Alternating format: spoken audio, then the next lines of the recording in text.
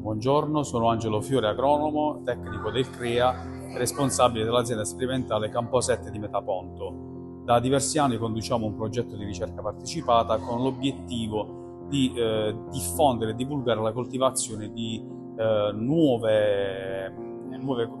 tecniche, ma soprattutto di una nuova tipologia di frumento duro, il MEB, materiale eterogeneo per il biologico, Bosco dei Frumenti, che è stato prodotto da un'azienda madre, regolarmente notificata e autorizzata dal MASAF, quindi un'azienda agricola che diventa azienda sementiera e che ha fornito il seme a delle altre aziende, sempre territoriali, quindi diffuse su tutto il territorio della regione Basilicata. Per la precisione 18 aziende hanno coltivato questo frumento con dei risultati sorprendenti dal punto di vista, della biodiversità del campo e della bontà del prodotto ottenuto.